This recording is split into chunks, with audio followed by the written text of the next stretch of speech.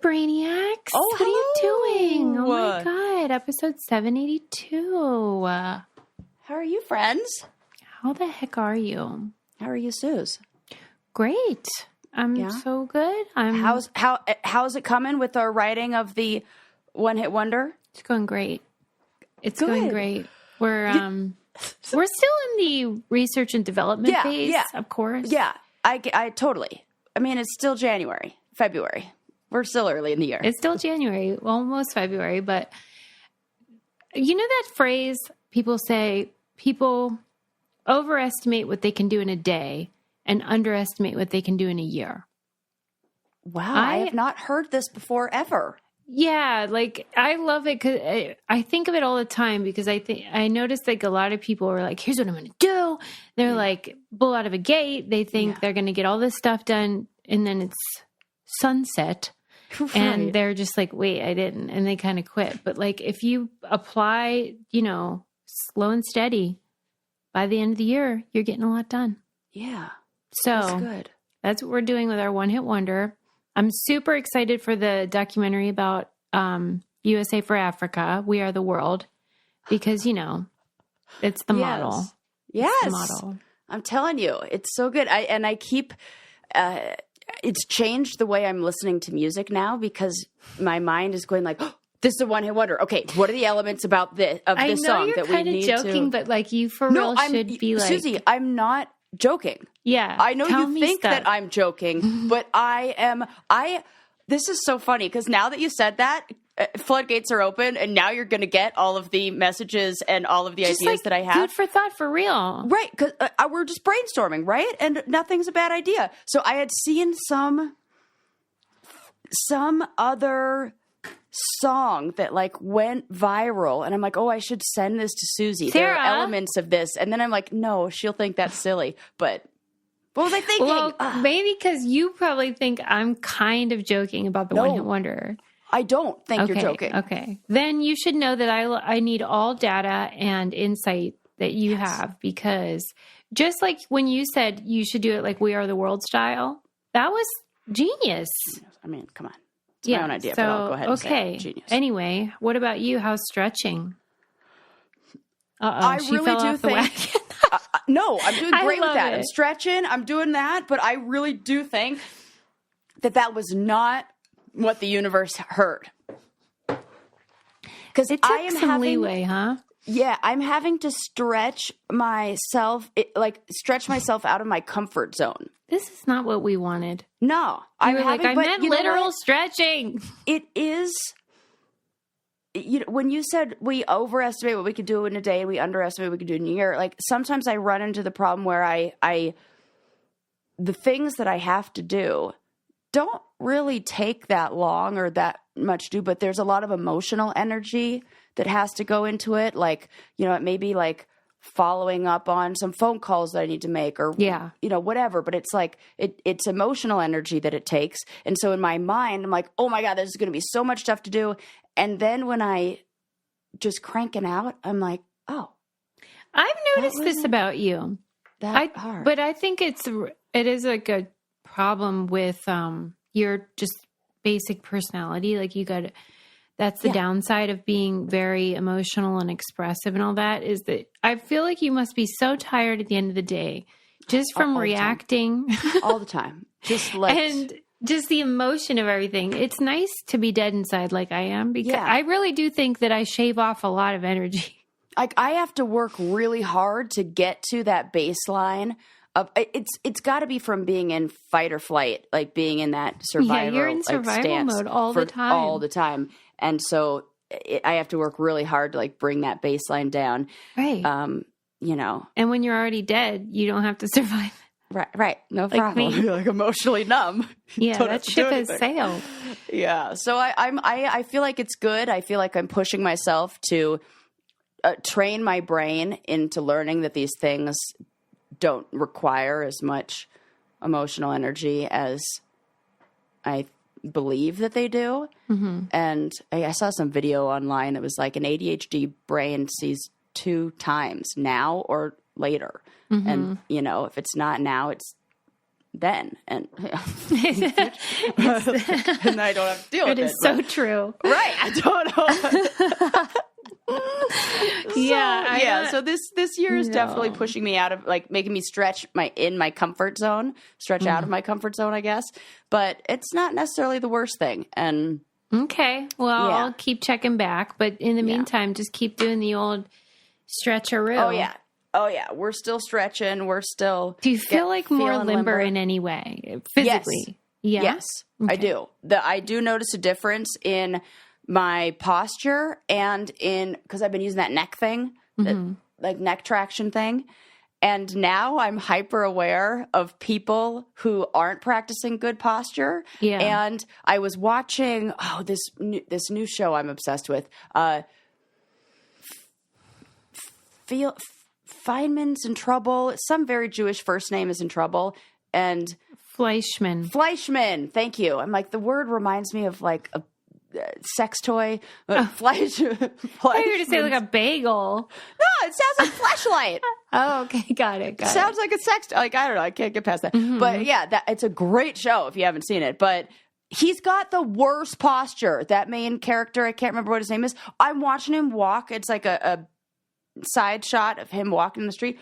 Like, oh my God, that guy, I should just send him the thing in the mail. Here's this neck traction device. Do you think it's the actor or this is the character? No, I think it's the actor. That is, unless he's really in like a method actor. Like, I don't know. That's how he is it like on the red carpet too? Yeah, maybe. Oh, well. Freaking A. I don't know.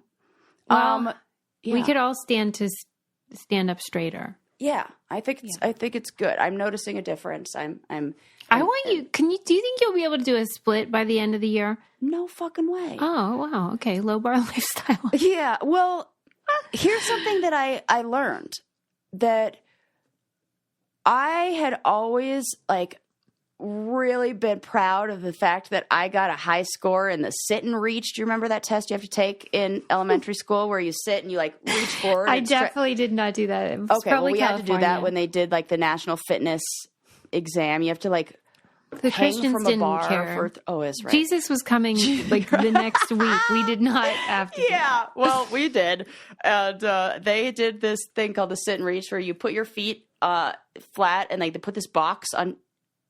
You put your feet inside this box, and the box has a tape measure, and then you go and put your hands as far as you can, and there's like a standard measurement that like we should be able to hit. And I was like so proud of myself that I could stretch so far and da-da-da. And what that means is that you have like lengthened hamstrings.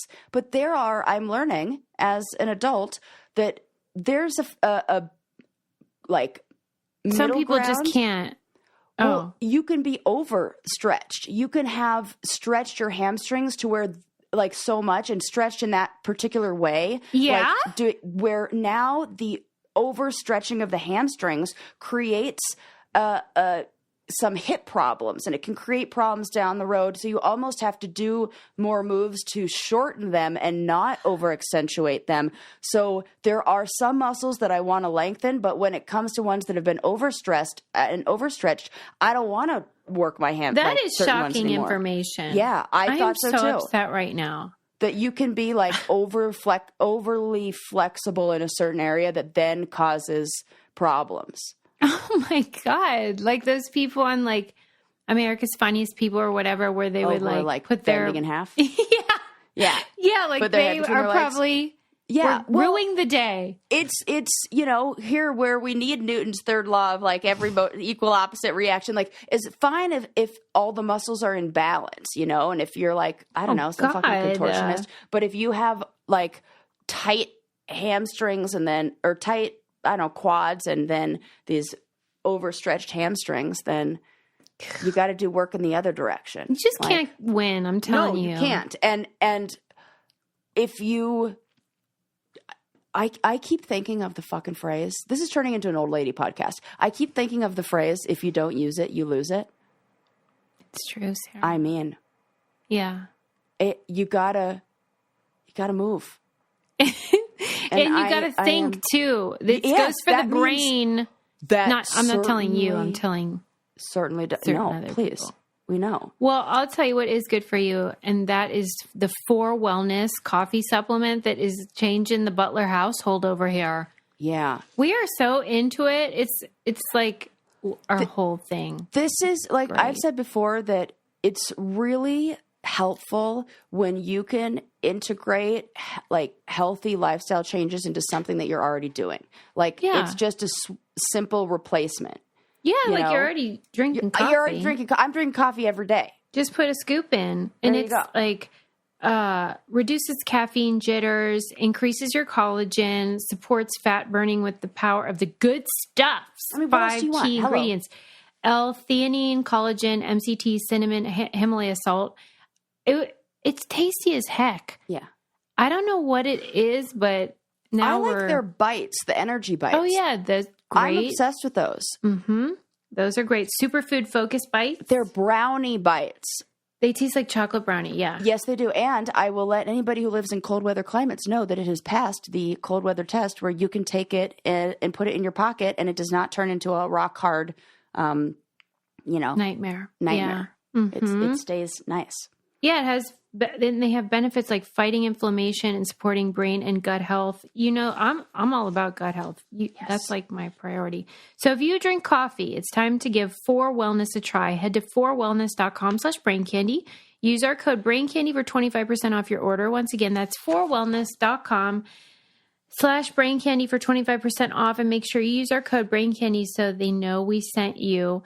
Thank you always for using our codes. It helps our show so much, and you guys are really lovely to do it. Okay. Thank you. Thank you. Okay, so I mentioned this a little bit earlier, and then I was like, oh, this is a perfect segue, but I'll keep talking about whatever else I was talking about at the time. But I read an interesting article on method acting. Okay. So I'm already into it. Right?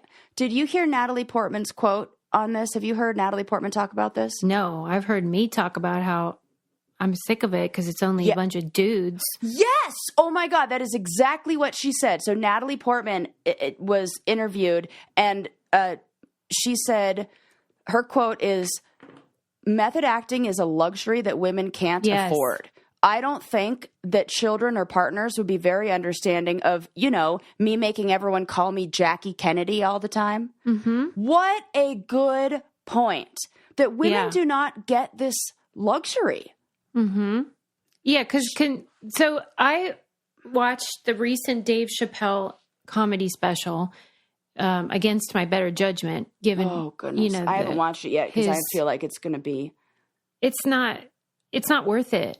Oh because my God! He does the whole trans thing again, but it then also doesn't have funny stuff. Like I right hand to God, it was 2 chuckles I did in the whole special. 2 chuckles and for everybody listening, you guys know Susie. Susie says everything's fair as long as it's funny. That we are open to let's make a joke out of it. Let's lighten it. It can be shocking, whatever. But let's use humor in what. Wow. But he tells a story at the opening of his whole special about how he loved Jim Carrey and that before he was famous or whatever, he got the opportunity to meet Jim Carrey on the set of the Andy Kaufman biopic Man in the Moon. Yes. And Man on the Moon, whatever. And that Jim Carrey was doing method acting for that. So he insisted that Dave and everyone else call him Andy all day and for the whole shoot. And, was in character the whole time. I'm so annoyed. And I thought, can you imagine if Meryl Streep did that? Oh, please. But she has to be like down to earth, approachable, and like ultra humble, where she's always like, me? Right. Like, because if she didn't, there was this woman, she was a famous actress, and I wish I could remember her name now, but she really wanted to play Catwoman. And all I remember is that her first name, I think, is like a man's name. You know how like sometimes it's whatever. I wish I could remember it. It'll come to me later. Yeah. But anyway, she was trying to convince the director of Batman that she should be Catwoman. Mm-hmm. And so she like put on the suit, the outfit, did and the whip, and the whole thing. Catwoman's whole thing is like being a cat. Yeah. And she was, whatever. It was like a method acting. Yeah. And from that point on, she was basically unhireable in Hollywood because they were like, this lady's crazy. Oh my God. And I always think back to her and think like, this is exactly what like Marlon Brando, all those guys, they're absolutely bonkers, but they're geniuses. And when women do it, they're unhinged. Yeah, I totally agree. Sorry, I hijacked your story. Mads Mikkelsen, I think that's how you say his last name. He's an actor. Mm-hmm. He gave an interview in 2022 and he described, there are men who agree with this, and he called method acting pretentious. He said it is. Yeah, he said it's bullshit. What if it's a shit film? What do you think they achieved? Am I impressed that you didn't drop character? You should have dropped it from the beginning. The media goes, "Oh my God, he took it so seriously. Therefore, he must be fantastic. Let's give him an award." Yeah, and he's like, "Fuck that." Yes. And then Charlize Daniel Theron, Day-Lewis, we're looking at you. Yeah. Weirdo. And then Charlize Theron said, I go to my trailer, I take off my makeup, and I go home. I don't know how people stay in character. I'm too lazy, the Oscar winner says. I've got 2 kids to raise, and I have dog shit to pick up in the backyard, and I don't know how to do that in character. I would say I think that's really fair. Like, you're going to go home and be a mother and then be like, oh, I'm sorry, I have to stay in character as, the murderer she played in Monster? I don't think so. How does that work? Her name was Sean Young. Oh, Sean Young. That was a man name. That was driving me crazy. Okay.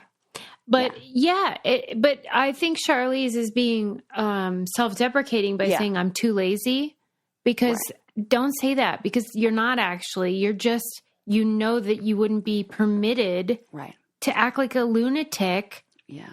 I think it's more impressive to go back and forth, to be able to be. It absolutely is. And it shows that you are able to think about all the other jobs that are out there. Like I think about what my brother does as a firefighter, and he's the guy that pronounces people dead. That's his job. Like, ugh. And then you take off that hat, and then you go sit next to me in a funny movie and watch a movie with me and eat popcorn. Mm-hmm. A lot of people have to compartmentalize and be like, I'm going to go, be a teachers, like anybody who works with other humans. Well, okay. So recently we had the Golden Globes, and Joe Coy was the host, and he was panned because people thought his monologue was not great. I love Joe Coy. I didn't think it was great. But I also think that Hollywood has its head up its butt. Yeah. And thinks like it takes itself too seriously. And that's what this method acting is, where they don't like to laugh at themselves. They don't like to admit how we're not curing cancer here. Like whenever they talk about the film and the artist and blah, blah, blah. Like, okay, calm down. Right. Like you can take pride in your work and still realize have perspective. Right. Yeah. And method acting is the opposite of that. Yeah. I love how passionate you are about this subject. This is great. I'm so mad. Sorry. I think it's really fair, because I think it really points out how shitty women have it, and in that industry. No, but also Black people. Can you imagine? Right. Oh my! Could you imagine? Can you? I think Samuel L. Jackson and Will Smith were 2 people who spoke out against method acting and how they don't have the privilege of that. They absolutely cannot do that. It's annoying, narcissistic. But yeah, Daniel Day-Lewis and Jim Carrey. And I don't care about Jim Carrey is a narcissist. Oh my gosh, for sure. I mean, there's something I love him, but me too. That's it. But God, that guy wants the applause for himself. He wants everybody to just be like, well, he's you know how he's super into philosophy and painting and all this stuff. And he talks a lot about Eckhart Tolle and all these, whatever. And it's almost I always talk about those people that are constantly posting inspirational memes because they need inspiration. 100%. It's like that, where he's got a little screw loose, which is why he's so brilliant and amazing at comedy and impressions and stuff, but also can make you dysfunctional. Yes. I don't even think he would deny that. No, I don't think he would either. I think he would, like, at least he's self-aware. Like he's sort of like a Picasso painting. He's just like a little wonky there. A little wonky. Yeah. Yeah. But I agree with Charlize or Natalie or whoever. I thought it was a really good point. Like when I read that headline and it said, like, I don't think my children or partner is going to be understanding of insisting that they call me Jackie Kennedy. I laughed because I'm like, wow. And we applaud men when they do this. Oh, now, genius. Oh, it's genius. Right, please. This kind of falls into the same category, or it's like I don't know, a nice follow-up to this. But I'm sorry. I got to tell you one more thing. Oh, okay. One of my favorite things was I think it was in the Rita Moreno documentary. I don't know who that is. Was in West Side Story, and she's like in her 90s now. She's like a total badass. Who wore the same dress to she looked so good. I mean, can you imagine fitting into the same dress you wore when you were She dated Marlon Brando, and she gave this speech one time about him, and she was saying, like, have you ever, like, when a certain person walks into a room, like, you just, like, that's all you can think about, and, like, you look at them and you just think, like, you are amazing in every way. That's how Marlon Brando felt about himself. Oh. Like, that's great. What a great, because you think she's going to say that's how I felt about him, or that's how he felt about me. Right. But that's how he felt about, I got actual goosebumps when you said that. And I was like, yeah, bitch, tell it all. Because that's really good. You know, yeah, those guys are obsessed with themselves. So self-important. You know who who else? People are going to give me heat for this, I think, but you know who I think is like that too? Guillermo del Toro. Oh. Why? When I found out that he had an entire room, like rooms of his house dedicated, like designed to look like the Haunted Mansion, I'm like, this guy has a lot of money and does weird things, and he's like, it's like, are you weird or are you weird? Right. That is it. And you know who else? Okay, so this is my segment. Why is James Cameron so obsessed with Titanic? He is the worst. I am convinced that he did his entire film career to just fund his underwater explorations. Why is he so obsessed with the Titanic? Let it go. It sunk a bunch of years ago. We don't need... What's happening? You are so right. Like... I cannot stand that guy. Well, I can't either, and I don't know why. But it's because you're right. What you're saying, it's not even just the Titanic fandom. It's his self-importance and how he thinks he's doing something that matters. And it's like, sir. I'll tell you what does matter, though, and that is Thrive Makeup. Because, listen. I am not leaving this house without Thrive. I was just talking to Adam about that. How, like, I think it was because on Things We Got Wrong, you talked about how, like, what'd you say? You go, I really took my foot off the gas. Like, I kept replaying that in my mind about, like, makeup and stuff. And how I've just slimmed down. Now because now you just need the Thrivers, right? And the mascara. This is a real story, which then I felt kind of bad about this. I was talking about how my secret is like Thrive Cosmetics, and somebody wrote it, like somebody DM'd me and was like, yeah, right. First of all, they didn't think I actually managed my own account. And they wrote in and were like, yeah, right. Like, that's not all you use. And I was like, oh, well, now I got to prove it. So I videotaped myself walking upstairs to my bathroom, opening up my makeup. I was like, turquoise, Thrive. And then she wrote back. She was like, oh my God, I'm so sorry. I didn't know this was your account. And I totally believe you. And I was like, I attacked her for not believing that this is all I use. Well, I understand. I understand why people are like skeptical. But I was like, yo. But that's like that's our bread and butter is like, we only do this with things we love. Right. And so, listen, you got to believe us. You got to believe us over here. Don't make me make an angry video. But I said to Adam, like, I am not taking my foot off the gas. I won't even go to Target without a full face. But thankfully, I feel great about it because Thrive Cosmetics is awesome. They help the community. They donate to causes I love. But also, their stuff is so great. The liquid lash extensions mascara, the lip plumping peptide gloss. Excuse me. Yes. Great, brilliant eye brightener. Thrive Cosmetics is a luxury beauty that gives back. Right now, you can get an exclusive 20% off your first order at thrivecosmetics.com/braincandy. That's Thrive Cosmetics, CAUSEMETICS.com/braincandy for 20% off your first order. What about my 50th order, Thrive? Right. I mean, I'm way past my first, okay? I was thinking that. Sometimes they throw in like special treats, though. I know, I need a treat. Yeah. Because I got to stock up Yeah. over here. Okay, so James Cameron, yeah. But Suck what it. got That guy's me started, the worst. my James Cameron thought was just all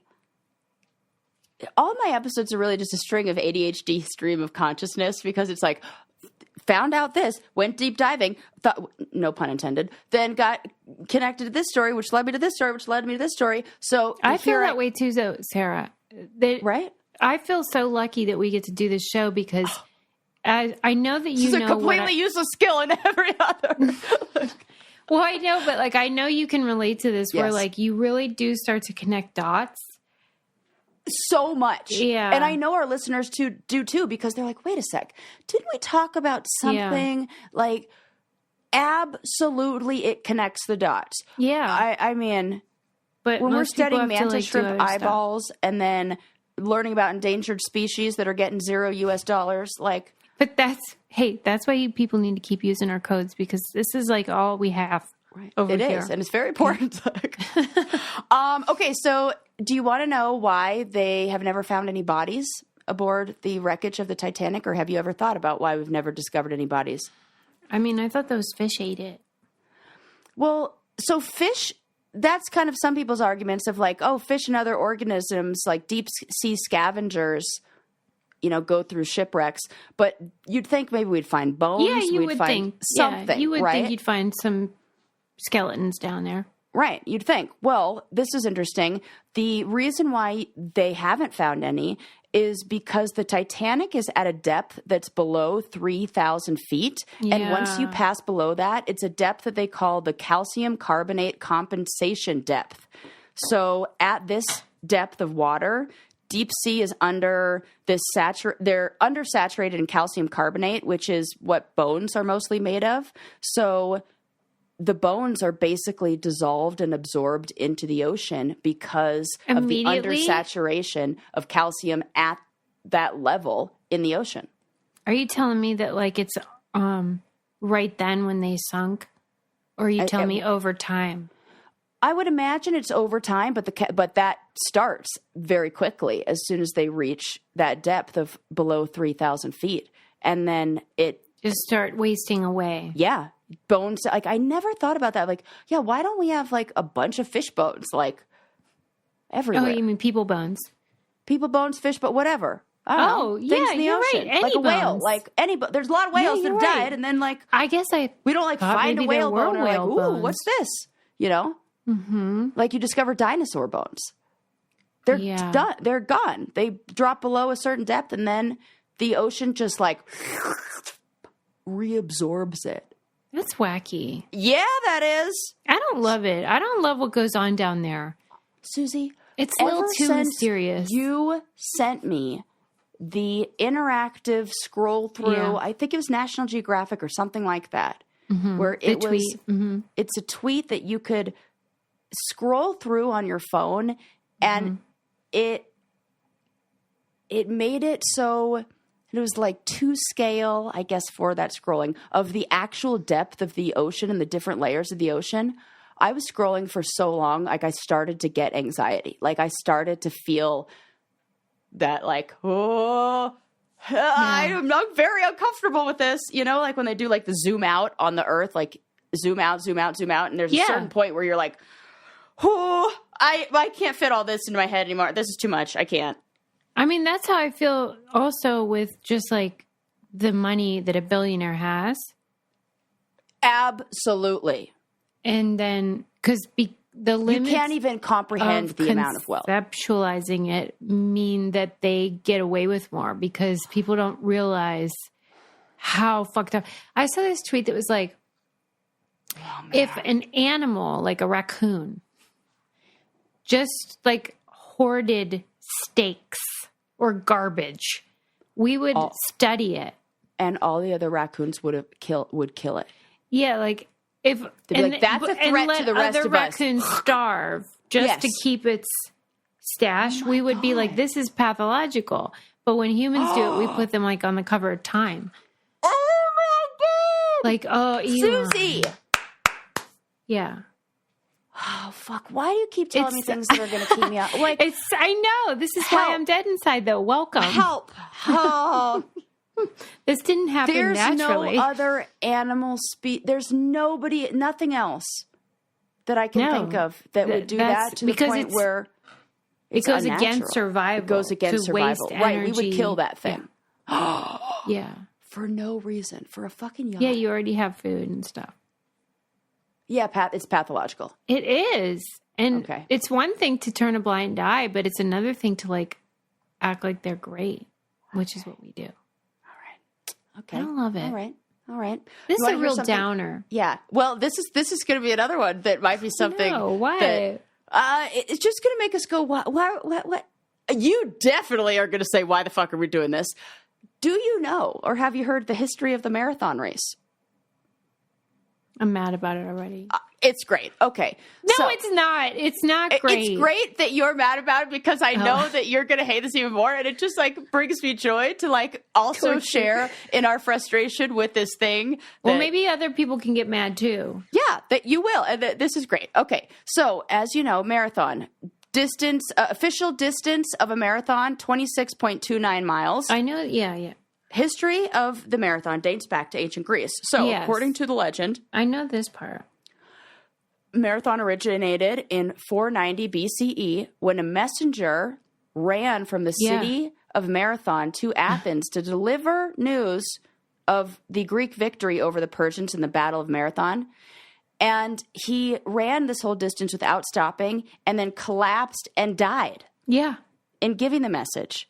And then we're like, stupidest thing. To commemorate his work and his death, let's all do that. Over and over and over?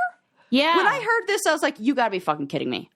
Yeah. I know about this and about how that's why it continues to have that 0.2 at the end.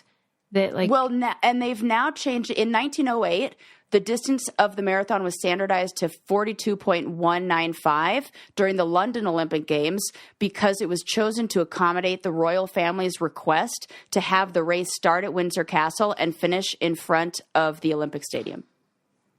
But it is 26.2. Like, yes. Just if you enter a marathon. Yes. And it's so dumb. Oh, yeah. They keep that 0.2. That is right. Why? They keep the 0.2. Right. Because that's the tradition. And it's like, they all talk about that last 0.2. You'd think it'd be easy. Okay. I'm like, you know what's easy? Not doing a marathon. Right. So easy. Right. Well, this was, I read this story right after I had heard Molly Seidel. She's an American long distance runner who she was on Wait, Don't Tell Me on NPR being interviewed. Is she from Chicago? Or Boston? Boston. Yeah. She ran, after the Boston bombing. This is the best story ever. Okay. So she's just somebody who liked to run, right? She's never run a marathon ever. And she was like, hey, maybe I should. This is very important. She was on the roof of her friend's townhouse smoking a joint and was like, hey, maybe I should run a marathon. Wouldn't it be cool if my first marathon I did was the trials for the Olympics? You mean anyone can do it? Anyone can do it. You can just do the Olympic trial. Like there's a qualifier. Like I'm sure there are qualifiers. Like I'm sure she's like run at certain speeds or like had some history of career, but she had never run like a professional marathon before or an organized marathon. The one that happens to be the next one to do is a qualifier for the Olympics. She got second place. She's going to the Olympics. Come on. Yeah. Her second race is going to be like... And she never ran track in her life? I think she ran track. She's not like somebody who's like you and me. Like she's a runner, but she had never run a marathon before. Her very first marathon, she qualifies for the Olympics. How do you explain that? Ends up getting...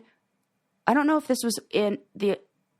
she gets in some big race, she gets third place, and you see like first and second cross the finish line, and they're like looking like defeated, and like, you know, maybe one wanted a better time, maybe one's really, and these are women who have like raced, done many marathons, have many awards, and then you see her crossing the finish line in third place, and she's like, yeah, this is the best. She's like, it was the best day of my life. Like, these other people are familiar with winning. How do you explain this? She said it's just like her competitive nature. She also holds the second fastest time as a DoorDash driver in the city she lives in because, don't you know it, professional runners don't get paid a lot. So she's working DoorDash too. Okay, let me ask you this. Do you feel like you would be great friends with her? Yes. Yeah. Please, we're smoking weed and have an unrealistic or awareness of our own, like, I don't know, limitations and throw ourselves into situations that are way over our head. She is so annoying. I hate her with all my heart. Like, I listened to her and I was like, I love this shit. Especially the gratuitous celebration. Like, no, she's even like, if it's her first race. No, she's like even if you feel stoked. Like that, if you see 1 and 2 being like, okay, we're done, we did it. Just cool your jets.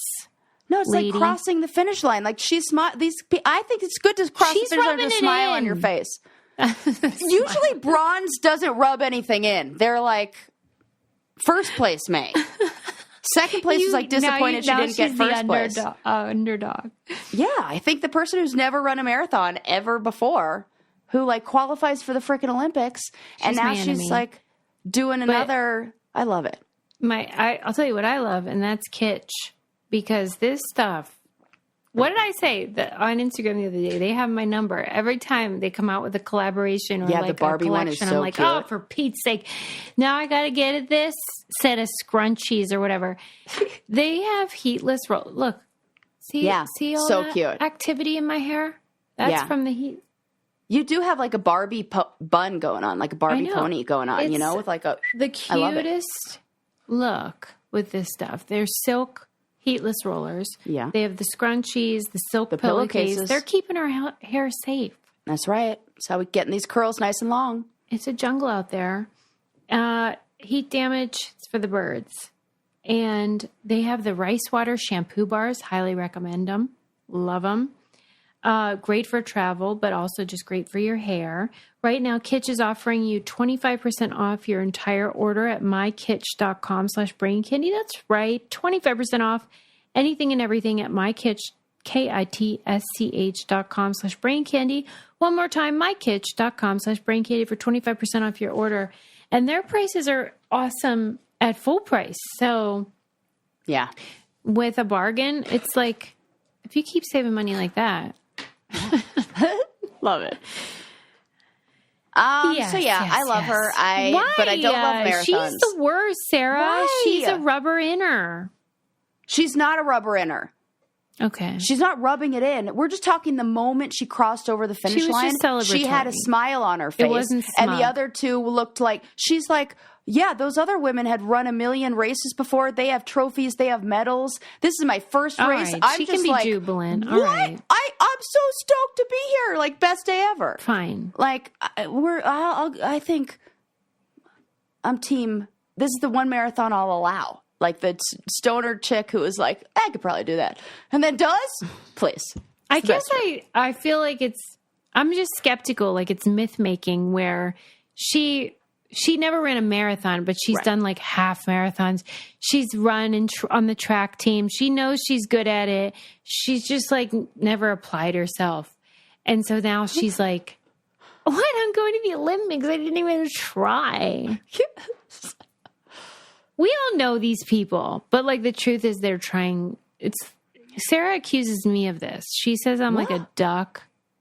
You know, where I like act all cool. I say you make it look really easy. I know. I just totally flipped it like it was an insult. I was like, what the fuck? I say that the opposite. Says this is about me. All right. Well, I'll look into it more, but I'm skeptical. Yeah, here on Wait, Don't Tell Me, she's adorable, and it was really fun. And she was commenting on. I'm sorry. Go ahead.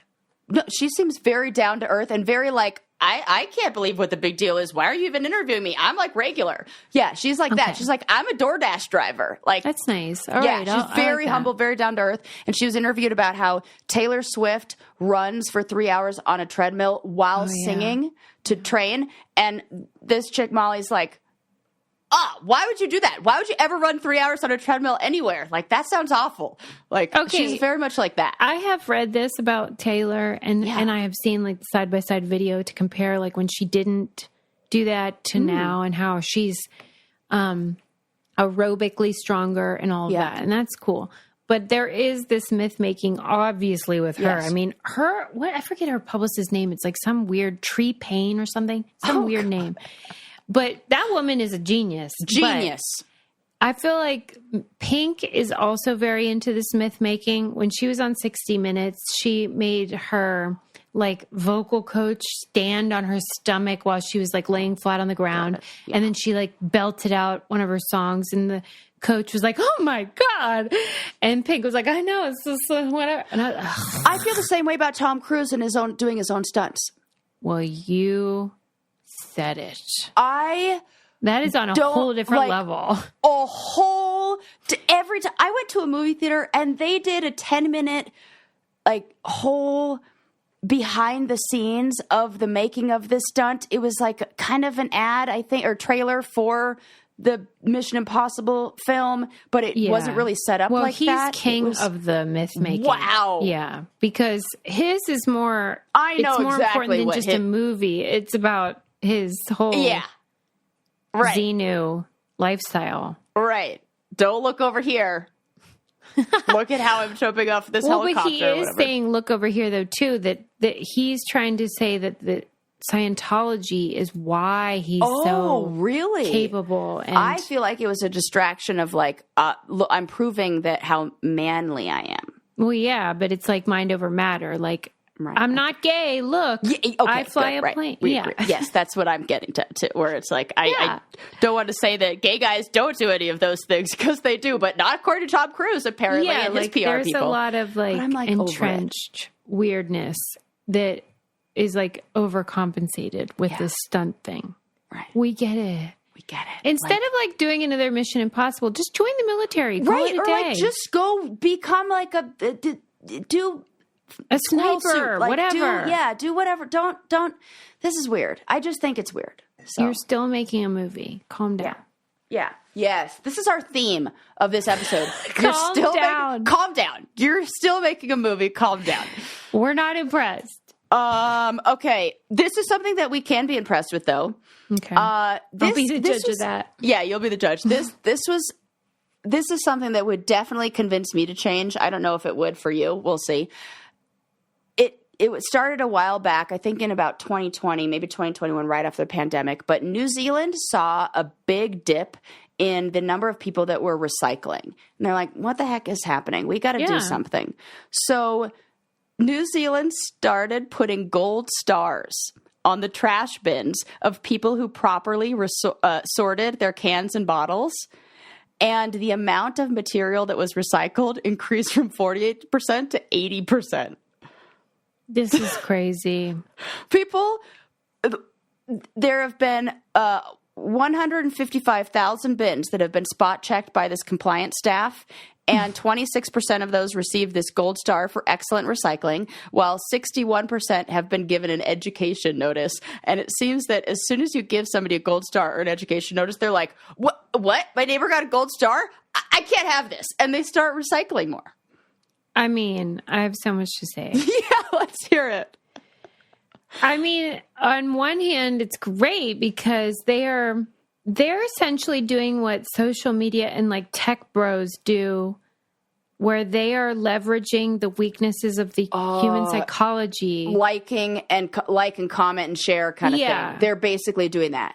Yeah, but for a great purpose. Yes. That people want to feel like, number one, they're keeping up with the Joneses. Number two, they just like to be like clapped for in that way.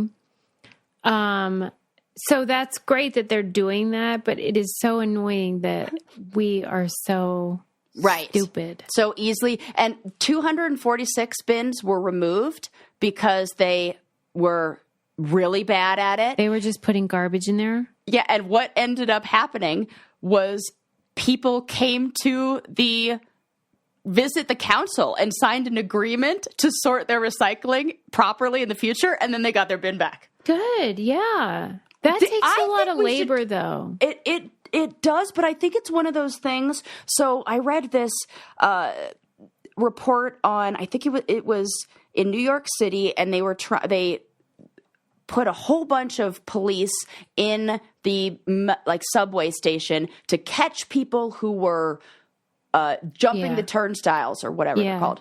Yeah, fare evasion. Yeah, fare evasion.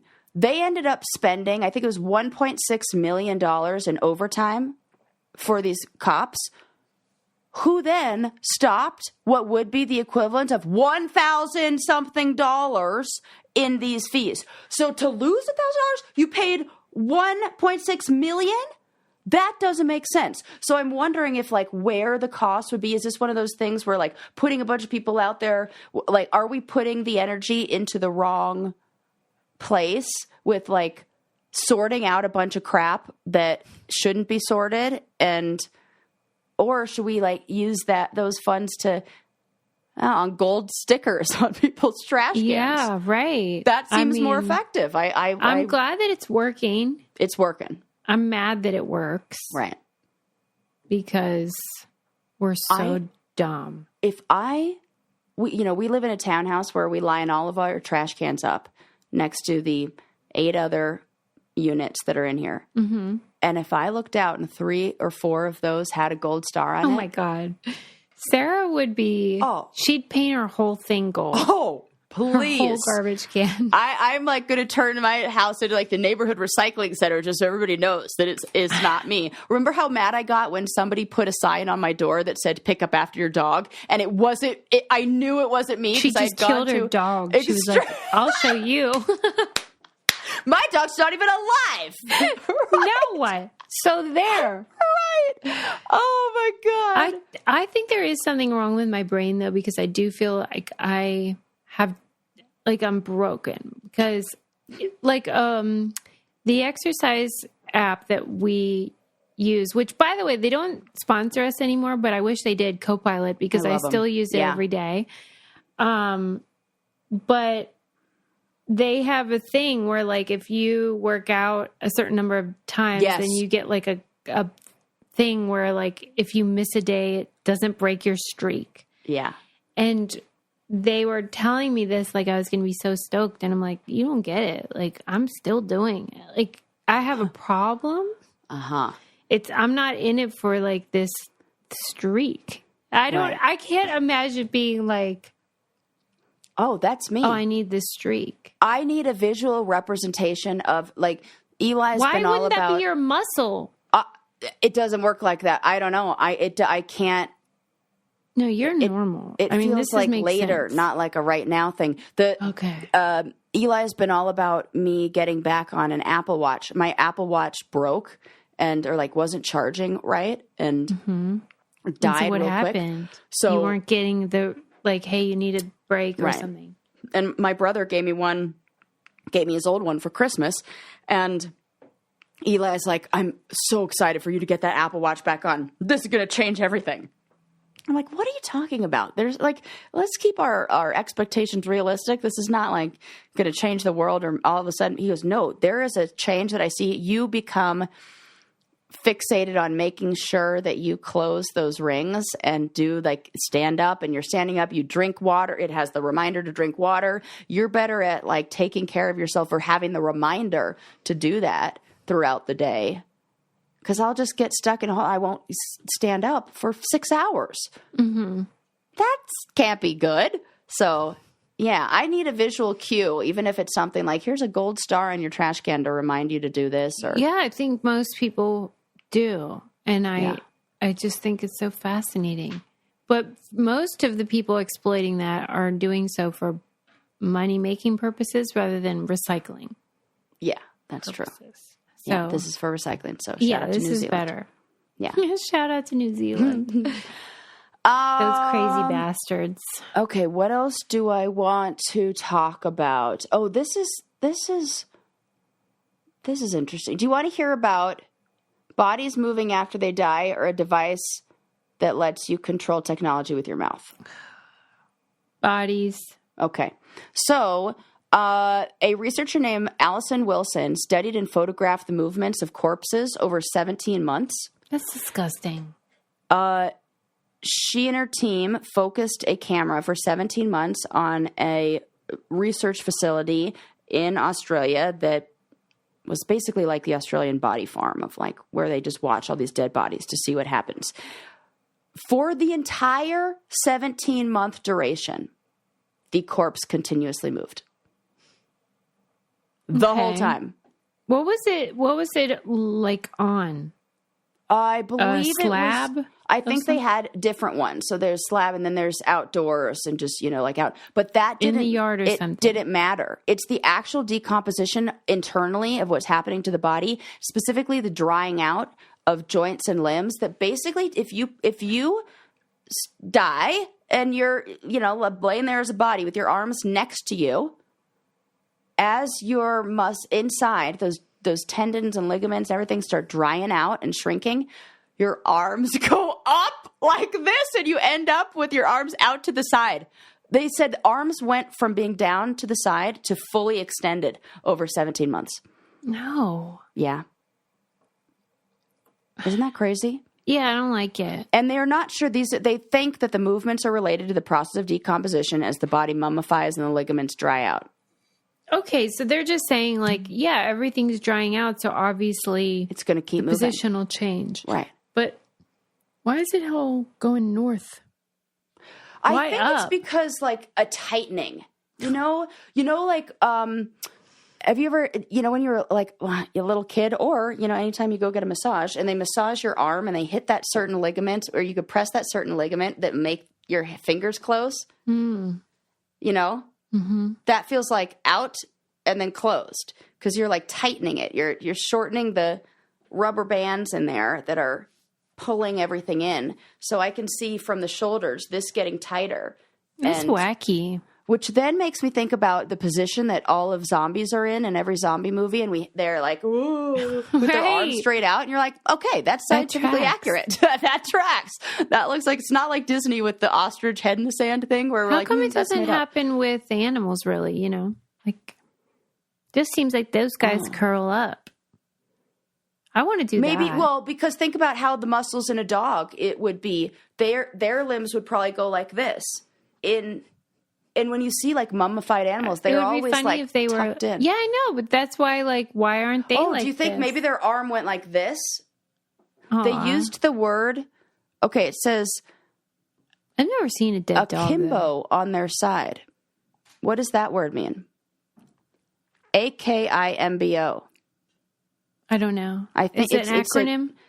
With hands on the hips and elbows turned outwards. Oh. What are they saying? That's how the arms did it. I thought that was to the side, but it's really akimbo. I didn't know that was an actual description of a body posture. Middle English phrase, which means at a sharp angle. Okay. A good description for how your arms look when elbows bent, you have hands on your hips. Yeah. That's what your body's going to go to when you die. That's really funny. That makes sense for me. I like that, actually. How dare you? Yeah. Excuse me? Yeah, that's... And if they said in your fingers, 3 of them curl in and one of them points out straight. Ever so slightly. Yeah. And it wags. Yeah. So, that's crazy. How about that? I feel like this is one of those things where why don't we know this? Why haven't we put a camera on a body for a long time? That feels like day one in studying bodies research. Watch them. The end. I still, by the way, I've thought a lot about our hypothetical plans to dissect a human cadaver.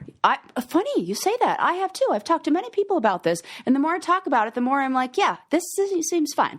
It's perfect for my theme of wonder. Yeah. Right? And also hilarious. Yeah. And I see no problem. Yeah, all right. Eli was curious. He said, what do you think how often do you think a med student or somebody who needs to dissect a body for science or whatever has known the person they are dissecting? Like never. I heard this when he said, like, how many times do you think a person interacting with a dead body knows the person? And so I took it as like a mortician or somebody working. I'm like, oh, well, a mortician. I bet that's probably pretty frequent. Yeah, pretty frequently, or like, especially in smaller towns, that might be a thing. Yeah. But if you die and you donate your body to science or to something don't do it. Right, we've definitely told you the reasons why. Don't do it. Does it stay local? Right. That's what I'm saying. So, like, I feel like the odds would be better if they're not going to ship a dead body to someplace else, right? They're going to keep it local, and then those hospitals are going to use the ones around. So maybe that happens more than we think. Maybe, but I mean, how many people know a medical student? Not that many people know a medical student. You might, but most people don't. And then to know like the exact medical student that is also the person cadavering, scalpeling your corpse, probably pretty low. But I imagine, like, what if you're like a medical student and you live in a small town and one of the elementary school teachers. You don't go to school there. Oh, you don't go to school where? there, obviously. Penn State? Right. I mean, yeah. College town or something? Yeah. And then it's like your elementary school teacher that's on the slab next to you. Yeah, maybe they like do a shuffle of the bodies. Like this got to go to Kansas City. This has to go to Orlando. Yeah. I was thinking with morticians, people who worked with the dead, that I bet the likelihood, if you're a person who's seen one person you've probably seen two people I said that. I was like, I bet it's every other person, and those people have seen two in their whole career. And maybe they work with 10,000 bodies in their life, and two of them but I feel like if you've seen one, you've seen two, Right. Yeah. And he's like, so 50%? I'm like, you didn't hear me correct. No, I said that. Like, but generally, I think very, very rarely. Yeah. But also, don't do that. Donate. I know we're supposed to say, be an organ donor. That's great. Yeah.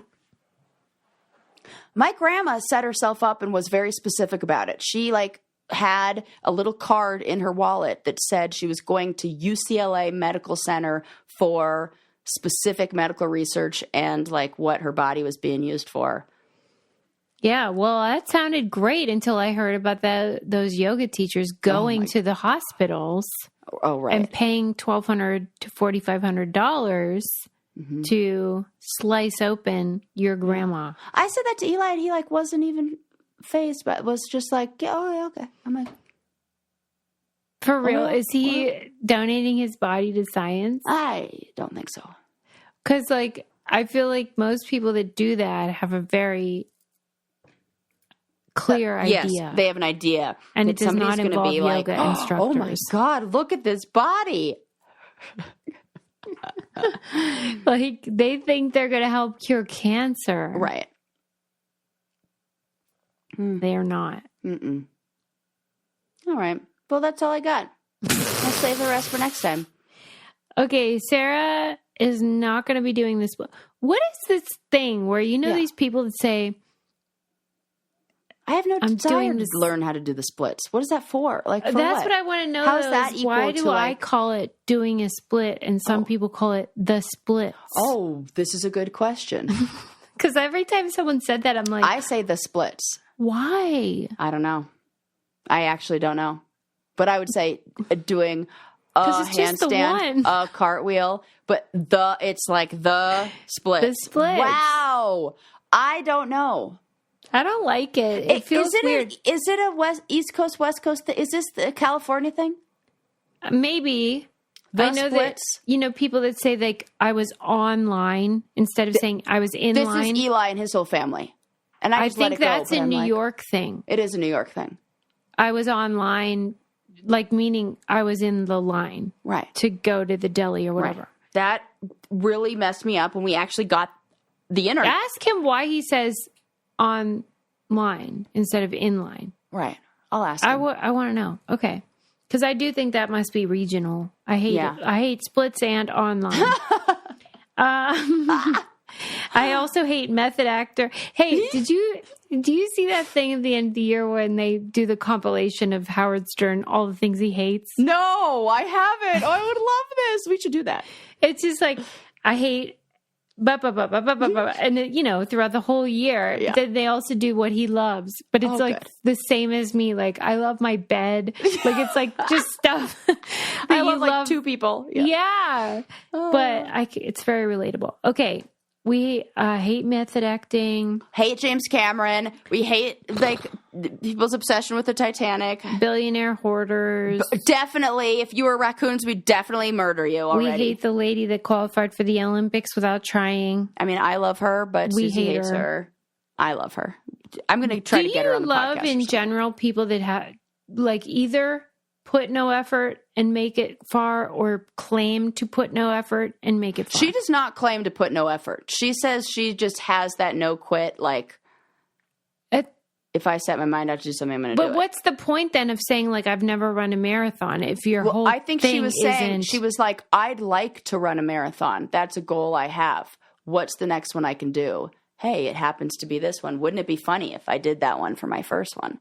Yeah, but the reason why it's funny is because then if you qualified, then you could do this whole bit about how you'd never run a marathon before. Yeah, I'm into it.